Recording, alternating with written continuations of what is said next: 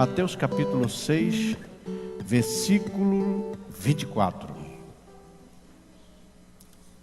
Ninguém pode servir a dois senhores, porque ou há de odiar um e amar o outro, ou se dedicará a um e desprezará o outro. Não podeis servir a Deus e a Mamon. Meus amados, nós falamos algumas vezes aqui, temos falado a respeito de conversão, de nós nos convertermos. E a palavra conversão implica numa mudança radical do vazio da idolatria. Conversão, portanto, é, como eu disse, uma mudança radical. Todos nós vivíamos no mundo de idolatria. E essa conversão implica exatamente de nós mudarmos o nosso azimuth, darmos meia volta e sairmos do vazio da idolatria. Para essa saída, para nós, por completo, nós possamos servir ao Deus vivo.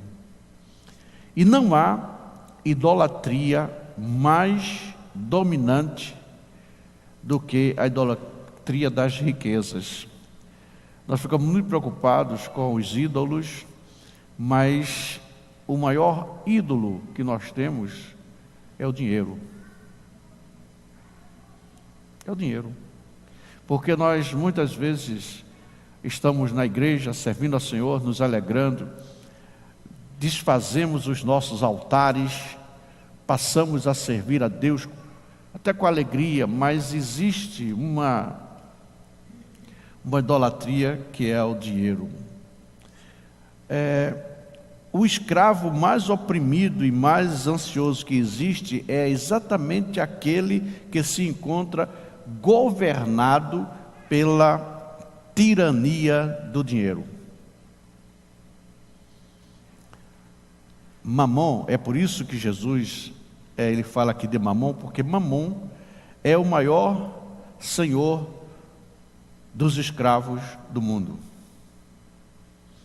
E quando Jesus promete nos libertar, e ele diz que se pois o Filho vos libertar, verdadeiramente sereis livres, a liberdade implica em nós estarmos livres do senhor mais agóis da escravidão, que é o dinheiro.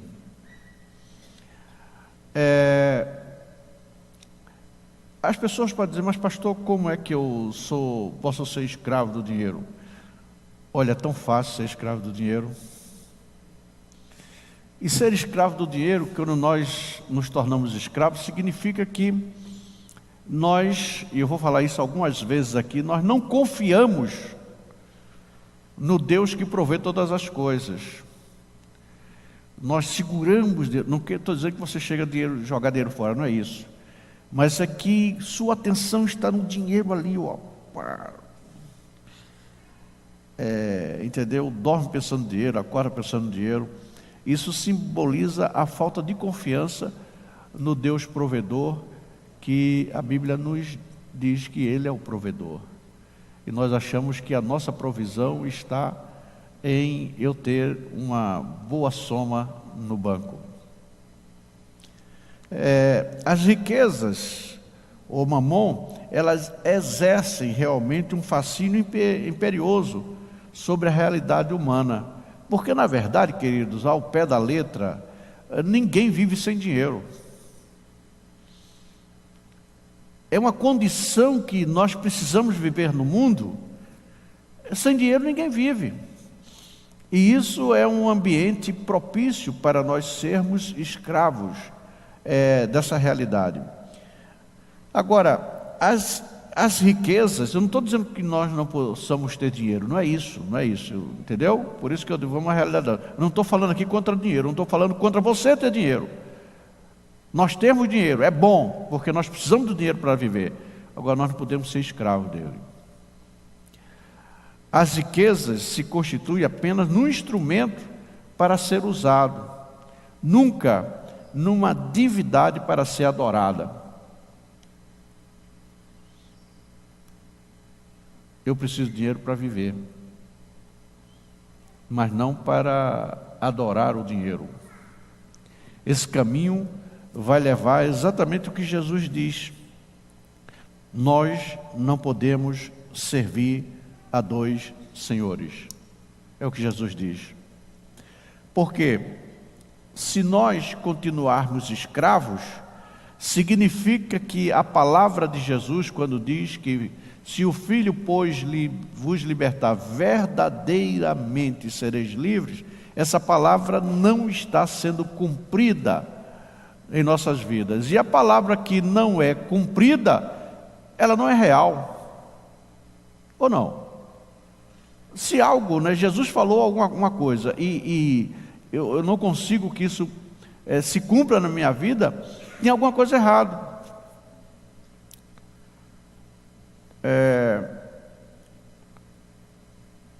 A riqueza em si não causa danos. Eu quero que vocês prestem bem atenção, eu estou falando com muita calma, para que depois o pastor está dizendo, ó, o pastor quer todo mundo pobre. Não é isso. Não é isso que eu estou falando. A riqueza em si não causa danos, mas quando ela começa a dominar a nossa personalidade, é o maior prejuízo que nós podemos ter. Porque quem quer nos governar é o Senhor. Eu estou falando que Jesus disse: quando você serve a dois senhores, é quando tem alguém governando. Tem pessoas que são ricas, mas não são egoístas. Eu até admiro algumas pessoas bilionárias, não é, que isso é muito comum. A gente fala muito no Bill Gates, de deixar a riqueza dele para ser distribuído com o povo. Mas não é só Bill Gates, existe uma cultura, nos Estados Unidos você vê muito isso. Pessoas que não são tão ricas, mas possuem alguns milhões, e elas vivem e depois elas querem doar para... As igrejas nos Estados Unidos recebem muito essas doações. É por isso que os Estados Unidos têm uma capacidade incrível de evangelizar, de fazer a obra missionária. Nenhum país no mundo gasta mais em missão do que os Estados Unidos. Porque muitos irmãos, eles vivem bem. Eu conheço inclusive uma, lá na igreja em que o Bebeto ela congrega lá, do pastor Evans. Ela é uma senhora de 92 anos. Ela é viúva, ela mora muito bem numa mansão, ela tem uma saúde muito boa, porque ela é quem dirige o carro dela. Vocês conhecem a irmã lá? Aqui está, aqui, testemunha, Dilma, não conhece? Ela dirige o carro, vai fazer as compras dela, sai às vezes para visitar netos, dirigindo na autoestrada. E ela já disse que quando ela morrer, os bens dela vai tudo para a igreja. A pessoa diz, não podia deixar para os netos? Mas sabe o que é? Elas querem servir a Deus. Mais tarde nós vamos ver uma pessoa que fez isso na Bíblia, que as riquezas não contaminavam o coração dele, e é por isso que ele é segundo o coração de Deus, Davi. Nós vamos ver isso aí. Mas mais adiante nessa mensagem, nós vamos trazer alguns exemplos dessa voluntariedade. Eu não estou dizendo para você deixar os bens para a igreja, não. Eu estou dizendo de essa voluntariedade de não se apegar a riquezas. A maior cegueira se encontra quando na nossa miopia espiritual, porque só entende aqui a questão do senhorio de Cristo e o de Mamon pelo Espírito. No intelecto, na lógica, não tem isso. O que é isso, pastor? Eu preciso de dinheiro para viver bem. Tenho trabalhado, me esforçado. Ótimo. Ótimo. E deve ser isso mesmo. Agora, nós não podemos ser escravos. Sempre estou falando da escravidão. Agora, quando o véu e o inimigo coloca esse véu, o véu está posto no entendimento, fica extremamente difícil a compreensão de nós entendermos esse fato que Jesus está falando aqui. O apóstolo Paulo, ele fala dos judeus que mantinham uma cortina, uma venda no seu intelecto, e essa cortina incapacitava os judeus de enxergar o verdadeiro evangelho. 2 Coríntios capítulo 3 e o versículo 16. Ele estava falando isso, 2 Coríntios 3,16. Ele estava falando isso de uma forma que há esse prejuízo. Todavia, o que ele fala aqui? Que quando há realmente uma conversão, quando nós nos convertemos ao Senhor, então o véu se tirará. Ou seja, é impossível nós entendermos essa realidade de Jesus sem que o Senhor faça-nos enxergar pelo Espírito essa realidade. Por quê, queridos? Porque para você não amar o dinheiro, você precisa confiar em algo superior ao dinheiro, ou não? Porque é com dinheiro que você compra um carro, compra uma casa, viaja, realiza os seus sonhos. E isso é um poder tremendo. Então a necessidade de você confiar em algo superior ao dinheiro, porque o dinheiro resolve todos os nossos problemas, quase. Tem muita gente no hospital que tem dinheiro, tem fazendas e nessa altura está dizendo, eu gasto tudo, não tem limite. E nós precisamos confiar e crer em alguém que tem o poder, inclusive, sobre a morte. Por isso que só o homem convertido, ele pode valorizar muito mais o Senhor do que ao dinheiro, sem abrir mão dele. Vou repetir, não estou dizendo para você chegar aqui no banco amanhã e tirar tudo e jogar, não é isso não. Não é isso não. Um escritor falou o seguinte: se a religião de um homem não afeta a maneira como ele usa o dinheiro, a religião desse homem é vã. Ou seja, ele não está crendo, ele diz que crê, mas não crê, ele crê no dinheiro, porque o dinheiro, queridos, é um poder. É um poder. Não é verdade? Quando você tem dinheiro, o banco te trata bem, o gerente vem te dar cafezinho, vai não sei o quê. Tua conta está no vermelho, o cara nem te recebe mais. Era no momento que ele devia mais auxiliar, né? Vamos sentar com você, vamos fazer um planejamento aqui para você sair do vermelho. Mas ninguém quer conversar com quem está no vermelho. Fica preocupado. Todo mundo só valoriza aquele que está bem. Aí o cara vem com 1001 forma de você aplicar o dinheiro. Claro que quando você aplica, sabe quem tem mais lucro? Quem é? O banco.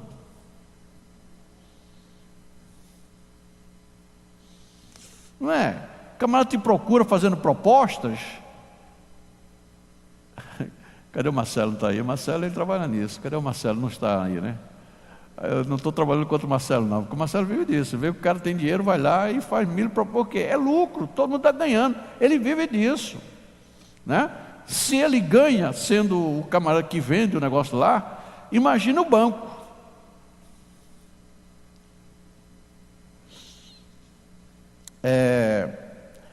O homem sem visão espiritual é aquele que apenas vê a importância das riquezas para que ele possa sobreviver, para que ele possa existir.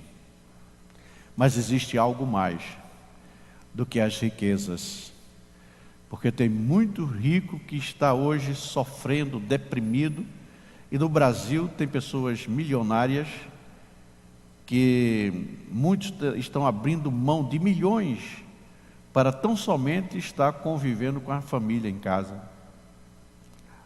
As notícias dizem isso, não é verdade? Estão abrindo de milhões, mão de milhões.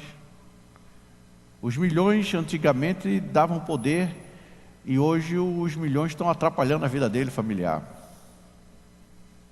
Então, mais uma razão de nós confiarmos em alguém que realmente nos dá a verdadeira proteção.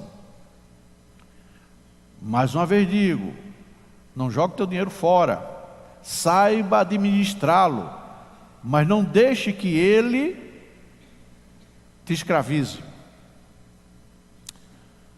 Quando o nosso coração é convertido, o bolso também se converte. Quando no coração verdadeiramente convertido, o bolso também se converte. O órgão mais evidente, ou seja, aquele que mais evidencia a transformação espiritual, é o bolso, na sua sensibilidade, porque a garantia que você tem é o dinheiro, você acha que tem, mas a nossa garantia é o Senhor. O Senhor pode prover o dinheiro, agora o dinheiro não pode prover Deus na sua vida. Glória a Deus. Se a nossa fé não atinge o bolso, a algibeira, de modo profundo, essa fé é uma fé muito rasa e não merece confiança, porque nós estamos colocando a nossa confiança em algo que não é o Senhor. Quando eu confio nas minhas economias, eu estou transferindo a minha confiança de Deus para as minhas economias. Quando a minha confiança está totalmente em Deus, Deus é o Deus que provê a minha economia, que provê as minhas necessidades. Deus é o meu provedor. Quando eu confio no dinheiro, quem é o meu provedor? O meu dinheiro. Não, eu tenho dinheiro, bato no peito, eu tenho.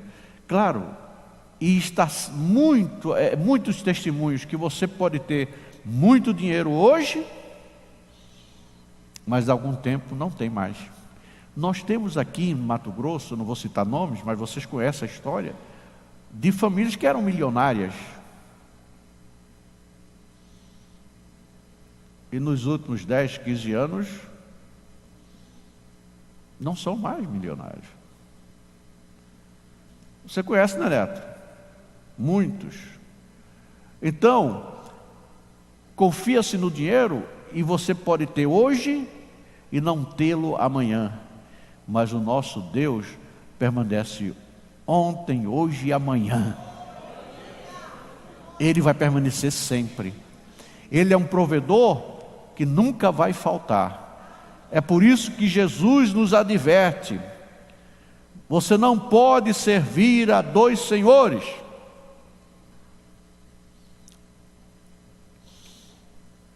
Primeira de João 3:17, João escreve aqui uma coisa interessantíssima. Primeira carta de João, o capítulo 3 e o versículo 17.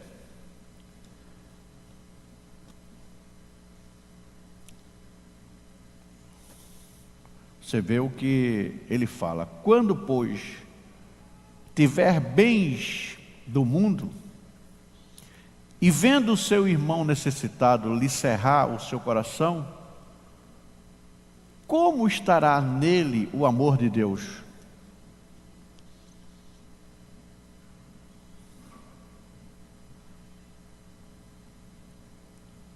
Se eu faço alguma doação, é porque eu estou crendo que o Senhor, Ele é quem é o meu provedor.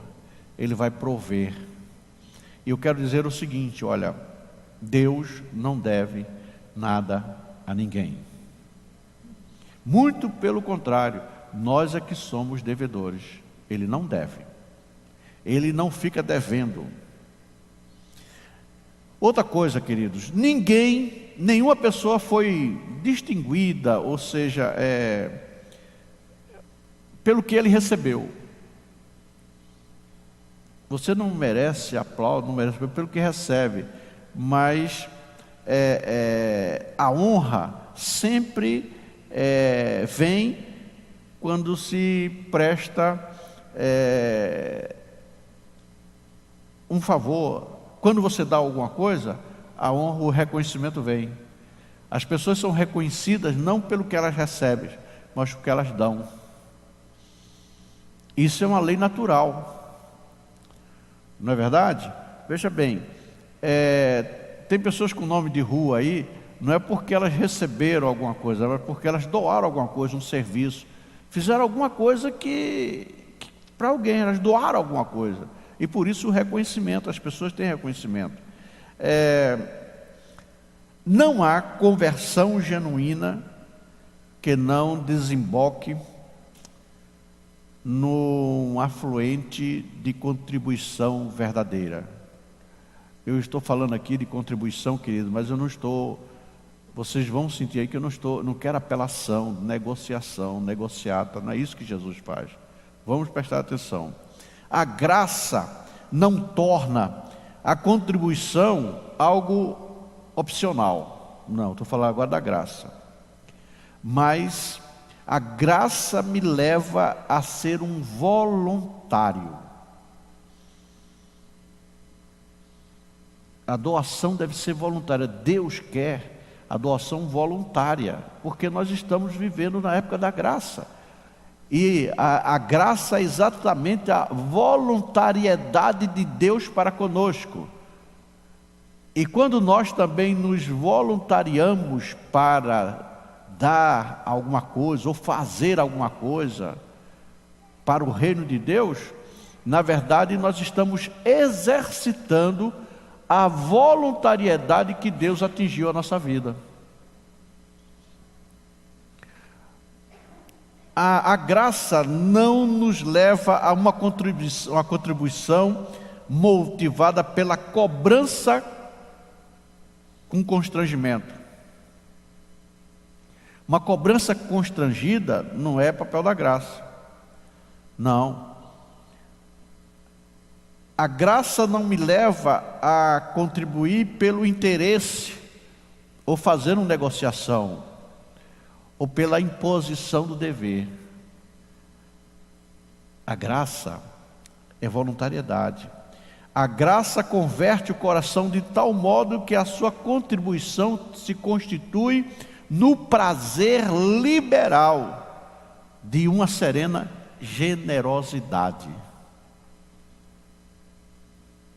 É o exercício da generosidade, porque o que nos alcançou foi a graça de Deus. Eu vou falar mais uma vez, a graça de Deus, na verdade, é a generosidade de Deus em ação para conosco. Quando eu também sou um generoso, significa que eu recebi e estou exercitando, eu estou vivendo sobre a generosidade de Deus.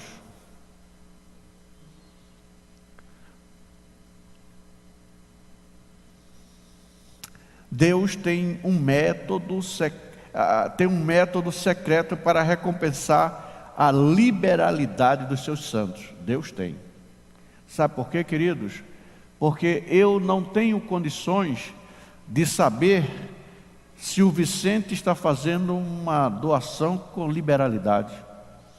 Ele também não sabe se eu estou fazendo com liberalidade. Só tem um que sabe. Quem é? É o Senhor.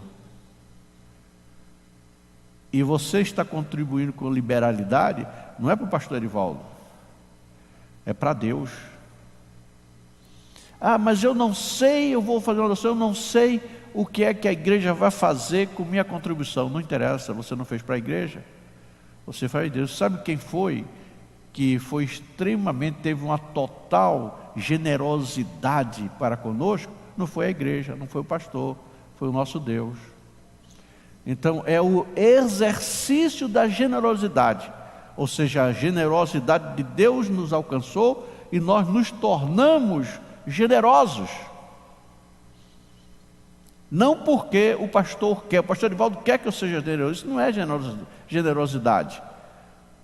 É o sentimento de generosidade que você tem, que foi Deus que colocou no coração, e é Ele que vai recompensar. Eu não posso recompensar nenhum de vocês.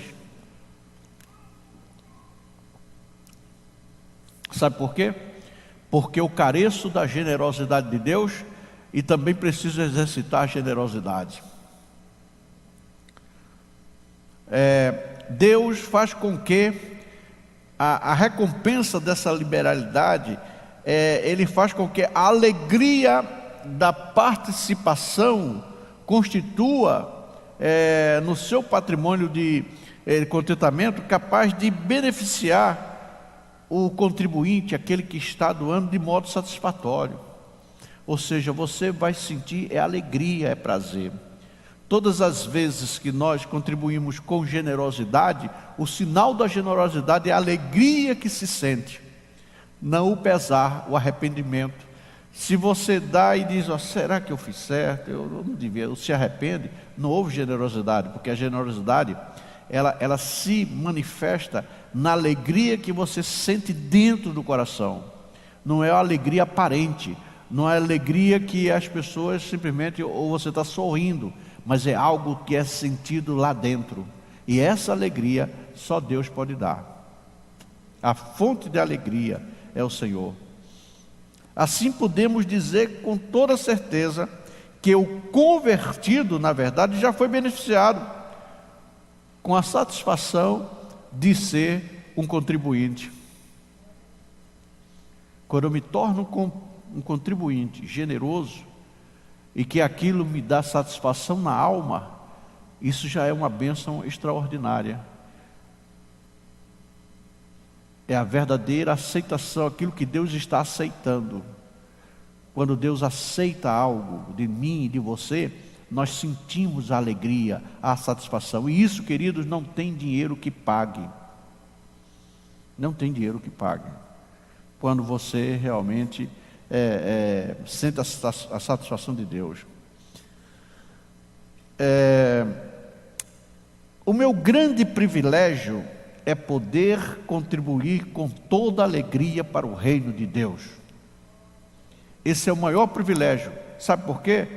Porque eu sei que Deus, Ele na verdade não precisa do meu dinheiro. Na verdade o dinheiro não é meu. O dinheiro não é meu. Deus fica satisfeito e nós sentimos alegria porque nós estamos, quando nós temos essa benevolência, essa forma de nos doarmos, é o reconhecimento de que nós estamos colocando diante de Deus aquilo que é dele. Nós estamos confirmando que aquilo que nós estamos entregando é dele. Nós não queremos. O sentimento humano sempre é de querer as coisas. Nós lutamos para querer, não é verdade? Todos nós. Nós trabalhamos para quê? Para querer o ganho. Você vai na loja, pichincha, não sei o quê, você quer ganhar.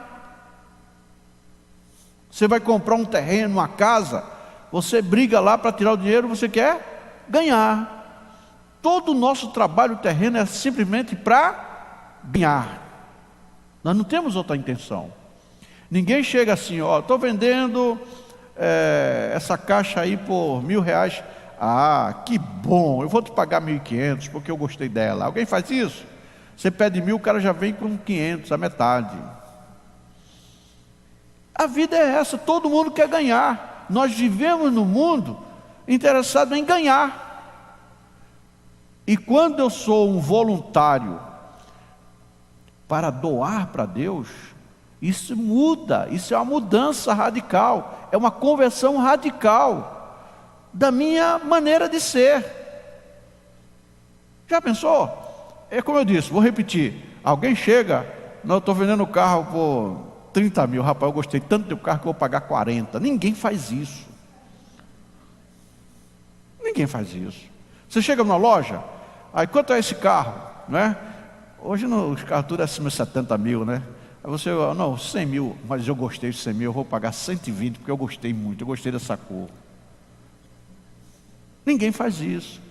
Quando você pega algo e doa para Deus, você está contrariando o seu princípio de vida, o nosso princípio.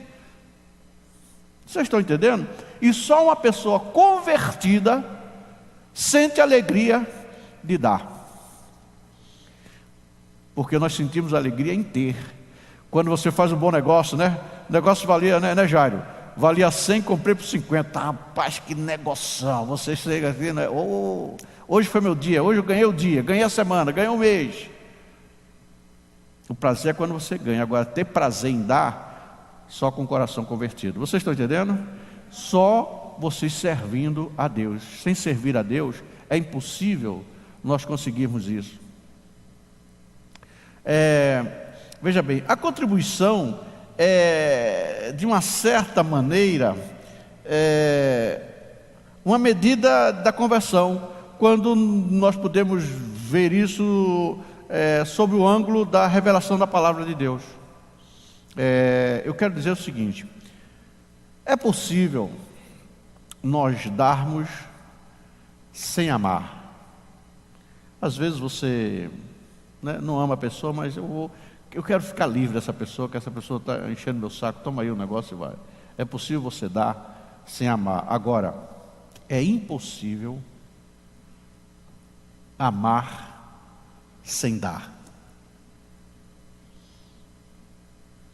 Nós queremos ganhar tudo, não é isso? Mas quando você viaja e vê uma coisa bonita para a esposa, estou falando dos homens, não estou falando das mulheres, aí você às vezes nem pode, faz um sacrifício, gasta um dinheiro e tal, né, Cassiano? Mas você gasta o dinheiro porque para ver a mulher feliz, porque ama. Não podia nem gastar, mas faz um aperto aqui porque ama. Então, quando você ama, você sempre dá.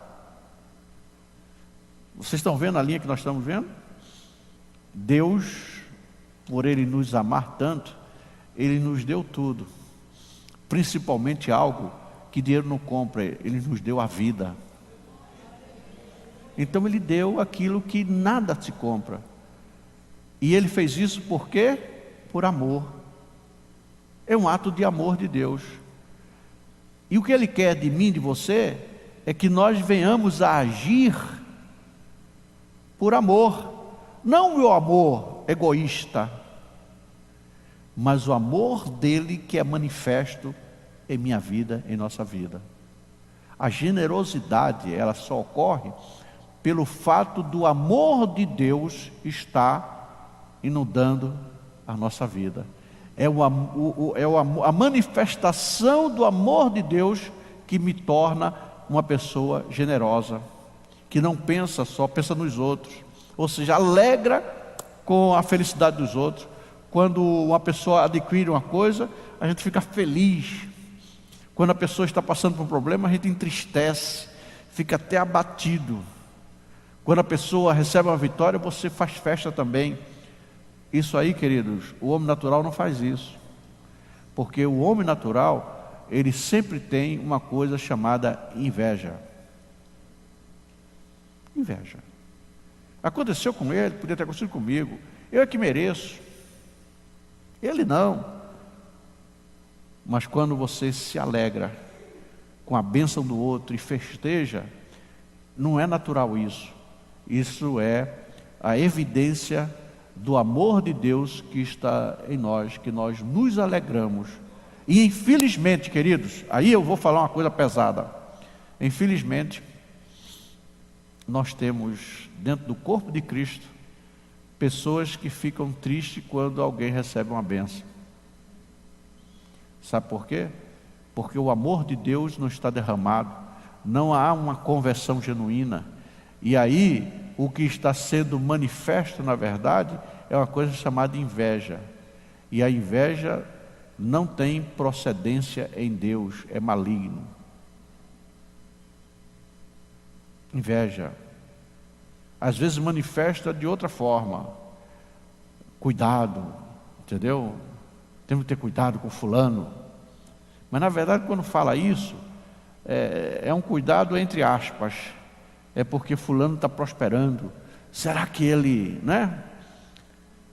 O teu vizinho, que você está lá há 10 anos, quando você compra um carro zero, a primeira coisa que o que é que eles estão fazendo? Está arranjando dinheiro aonde? Não é isso? Não é? É isso aí que pergunta. Dinheiro aonde? Onde conseguiu dinheiro? É inveja. Ao invés de dizer, fazer festa, que carro novo bonito, glória a Deus, tal. Se lá fora age assim, tem gente na igreja que também age, porque ainda não se converteu. Tem muita gente, e aí é um negócio que parece que é meio controverso, mas eu vou citar a Bíblia que diz. Tem muita gente vindo à igreja, seguindo a Jesus, mas ainda não se converteu. Que é isso, pastor? É.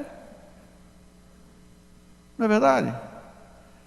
O camarada que procurava saber o gosto de Jesus, o pensamento de Jesus, se Jesus pensasse na água, ele já estava lá com a água, ele estava ali atento para servir Jesus da melhor forma. Quem era?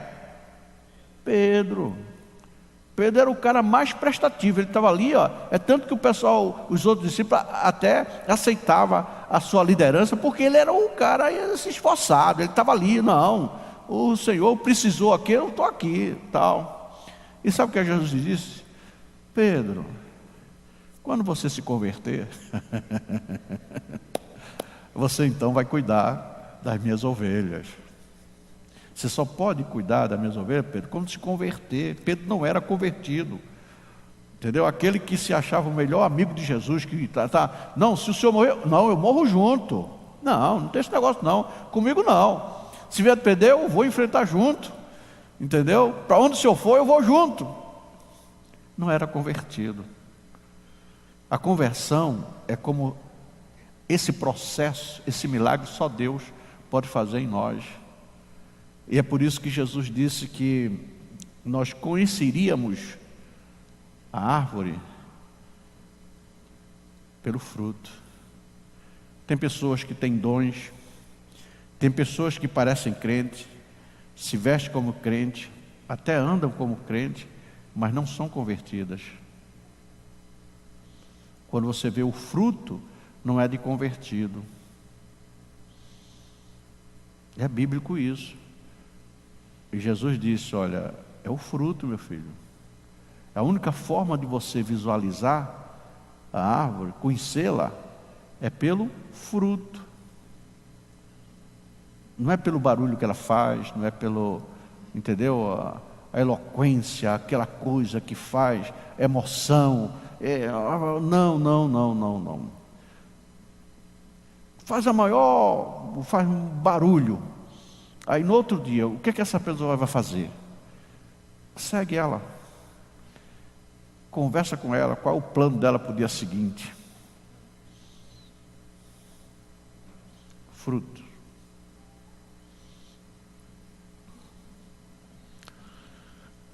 Quando damos a Deus tudo o que temos e somos... Veja bem, quando entregamos a Deus tudo o que temos e somos, nós estamos entregando a Ele simplesmente o que lhe pertence, o pertence a Ele. Tem pessoas que não querem se entregar porque, não, eu sou o domínio, mas na verdade é dele.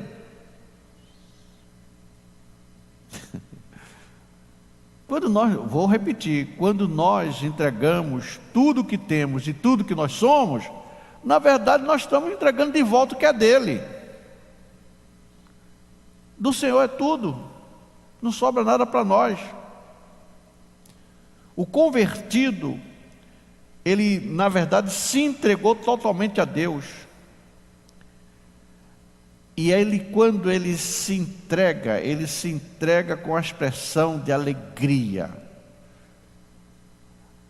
E alegria porque ele está entendendo, compreendendo que ele é apenas um mordomo. Um mordomo. Nós temos que nos entregar ao Senhor, sabendo, tendo convicção de que nós não somos o patrão, não somos o dono, nós somos o mordomo. A fé cristã, ou a contribuição cristã, o fruto da fé cristã, da contribuição cristã, primeiramente o que aparece é a alegria. É a alegria. E a alegria, você vê como a pessoa está alegre, vem feliz. Ela vem no gasofilácio, não com a cara amarrada, mas ela vem feliz. Senhor, dou-te graça, porque eu estou aqui contribuindo para o teu reino, e eu estou colocando aqui no altar, não é para Adna, estou colocando no teu altar aquilo que é teu, que tu me deste, então eu estou devolvendo. 2 Coríntios, capítulo 9, o versículo 7, é interessante o que o Paulo diz aqui. Ele diz que cada um contribua segundo propôs o seu coração, não com tristeza ou por necessidade, porque Deus ama ao que dá com alegria. Alegria. E a alegria do Senhor é a nossa força. Louvado seja Deus. Nós temos que ter esse entendimento. Eu não estou aqui fazendo nenhuma apologia para você negociar com Deus. Eu estou aqui dizendo que você contribua, não porque, como diz aqui, não por necessidade, negociando. Eu vou dar porque ele vai me dar, vou dar 10 porque ele vai me dar 1.000, 2.000, não sei o que. Não, eu dou, principalmente porque eu estou alegre, eu estou feliz, eu estou devolvendo para o Senhor. E aí eu sei que quando eu estou alegre, essa alegria vem de Deus, e a alegria de Deus vai me dar força para prosseguir, porque Ele vai sempre suprir as minhas necessidades, que eu estou reconhecendo que é dele, é dele. Se não há alegria no coração, não há conversão. Foi realmente forte. Porque é o seguinte, a Bíblia diz que nós temos que servir com alegria. Se você não sente alegria, meu irmão, precisa se converter. Estou falando a verdade. Não adianta estar passando a mão, não, está tudo bem, você está bem. Não está bem. O crente tem que ter alegria. A alegria é o sinal da maturidade espiritual. Nós não podemos chegar na casa do Senhor e dar alguma coisa com mau humor. Não. O mau humor é grosseria. Dar com alegria é libertação. Eu dou porque eu estou liberto, eu fui liberto. Amém? Glória a Deus. Nós precisamos assimilar e confiar no Senhor. Eu não vou dar mais para a igreja, porque a igreja não precisa mais de dinheiro. Você está dando, queridos, não é para a igreja, nós temos que entender isso, você está dando para o Senhor. Tem pessoas que querem administrar. Eu vou dar, mas eu vou dar se o pastor fizer isso.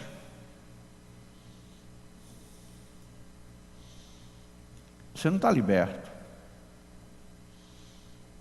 Não está liberto. E muitas vezes tem pessoas que creem que serão abençoadas e a bênção não vem. Sabe por quê? Porque você não está dando com generosidade. Você entregou no altar, você deu para Deus, acabou. A recompensa vem de Deus. Se alguém não fizer o correto, vai dar conta a Deus, é problema de Deus, mas tua bênção aí você recebeu no altar, meu filho. Você deu, você foi abençoado. Agora, se alguém administrar mal, é com Deus. Deus vai cobrar da pessoa. E aí não compete a você. Não, sabe por quê? A Bíblia diz para nós não temos poder de julgar. Nós não somos juiz. Mas o justo juiz vai julgar. Esse vai julgar todas as coisas. Todas as coisas serão julgadas. Agora, o que nós temos que ter é prazer, é alegria de não estarmos presos, escravos do dinheiro. Eu vou repetir aqui, eu já contei essa história uma vez, é real. Eu vou evitar citar o nome, alguém aqui conhece o nome porque congregou aqui conosco. Um irmão, Deus deu é Deus que dá, uma sabedoria incrível, sabe? Hoje já existem grandes empresas fazendo isso, mas Deus deu isso há uns 20 anos atrás. Por exemplo, ele chegava nas grandes empresas, como Volkswagen, enfim, grandes empresas, porque tem muitos impostos que são pagos indevidamente. Hoje, com o sistema informatizado, isso está diminuindo, mas diminuía muito. Existem leis que são aprovadas e dão isenções e que quem está aqui no Mato Grosso não sabe, quem está lá no Nordeste, e continua pagando. E o governo nosso é uma bênção, sabe? Você pode chegar na Secretaria da Fazenda e você bota um código de um imposto que já morreu há 10 anos, não existe mais. Aí você chega R$1.000 com aquele código do imposto. O cara não diz: não, meu filho, você não precisa pagar, porque ele não diz isso, ele pega teu dinheiro. Pega teu dinheiro. Duvido, você botou, problema seu que botou o código errado, o dinheiro é da fazenda. E depois você, para devolver, você tem que estar no processo na justiça que dela você desiste, não recebe mais. Uma cultura diferente dos Estados Unidos. Estou sempre falando dos Estados Unidos, né? Porque o Bebeto ficou admirado. O Bebeto, ele emplacou o carro e é tudo feito no computador, e ele fez o cálculo errado e pagou a mais, pagou $69 a mais para emplacar o carro. Quando foi uns 15 dias, 20 dias, o correio chega na casa dele com o cheque dizendo: o governo mandou de volta o seu cheque porque você pagou $69 a mais. Acontece no Brasil, né? Não acontece? Acontece, é normal. Bom, mas esse irmão, sabe o que ele fez? Ele teve uma imagem, ele chegava nas empresas e ia, durante tantos anos, ele ia verificar, ia levantar quanto você pagou a mais de imposto. E ele levantava e entrava com ação. E olha, ele ganhou muito dinheiro. Muito dinheiro, era muito dinheiro. Ele comprou casa em Boca Raton, nos Estados Unidos, já levou tanto dinheiro para os Estados Unidos, né? Legal que ele ganhou, que já pegou green card. Ele vivia. E aí ele disse o seguinte, lá no Nordeste: se eu der o dízimo desse dinheiro, o pastor, que é um semi-analfabeto aqui da igreja, aqui em Recife, não vai saber usar esse dinheiro. Sabe o que ele fez? Ele disse: o meu dízimo eu vou fazer a obra missionária. Aí ele contratou 50 missionários para a África, e ele disse o seguinte: porque a igreja de Recife não paga salário para os pastores. É verdade. A igreja de Recife, queridos, eles têm lá uns 4.000 templos, só na cidade, e o estado inteiro só tem 50 pastores para cuidar. E você sabe quantos membros tem? 800 mil membros, e só tem 50 pastores. O resto são presbíteros que não ganham nada realmente. Os presbíteros não são. Tem 50 pastores que são remunerados. Em Recife é assim mesmo. Só tem 50 pastores remunerados. E aí ele se revoltava com aquilo, esse sistema, não paga o obreiro, não sei o quê. Bom, ele contratou 50 missionários e mandou para a África. E aí os caras todos mandaram resultado, foto, não sei o quê, coisa e tal. E ele mandando dinheiro. Depois ele foi viajar, não tinha nada. Tudo malandro, ficava lá, todo mundo. Ele sabe quanto ele pagava por mês? $5.000. Fez um salário de $5.000 para eles, para esses missionários pregarem bem a palavra. $5.000, meu senhor, você vive em qualquer parte do mundo. Com $5.000 você vive bem em qualquer lugar. Até nos Estados Unidos, vive bem. $5.000, vive bem. Você vai para a França, e na África então, meu Deus, aí você vive uma vida de rei. Você está entendendo? Sabe o que aconteceu, queridos? Ele congregou aqui. O dinheiro acabou. Ele só tinha vários carros importados. Era um vidaço. Apartamento de cobertura, tudo. E, infelizmente, ele não conseguiu mais. Ele se associou, ficou tão grande que associou um escritório muito grande, passaram a perna dele. Enfim, ele hoje está vivendo de uma aposentadoria do INSS.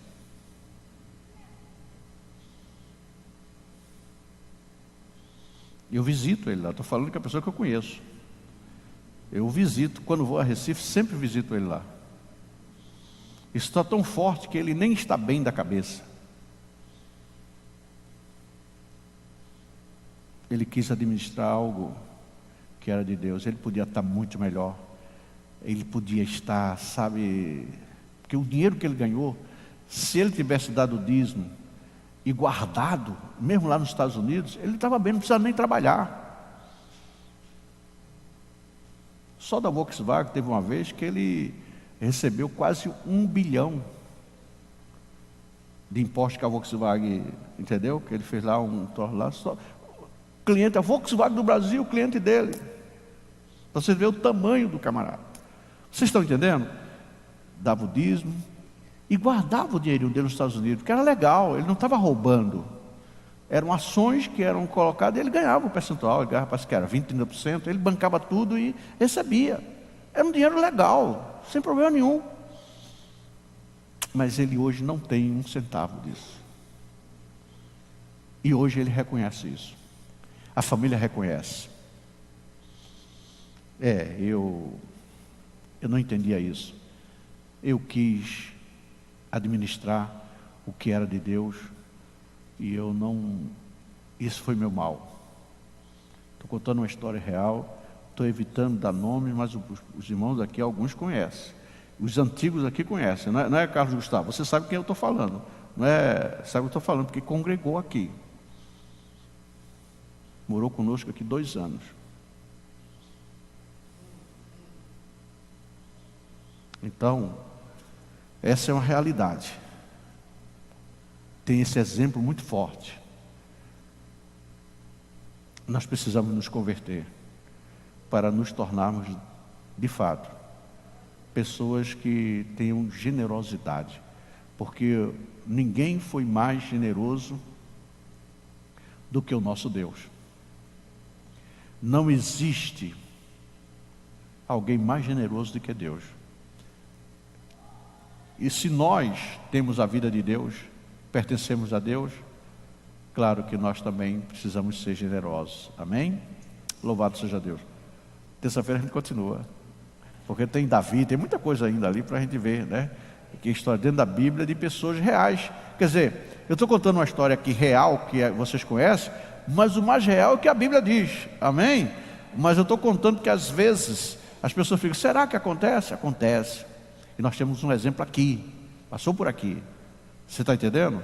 Então, mas se a Bíblia já relata, já dispensa comentário, né?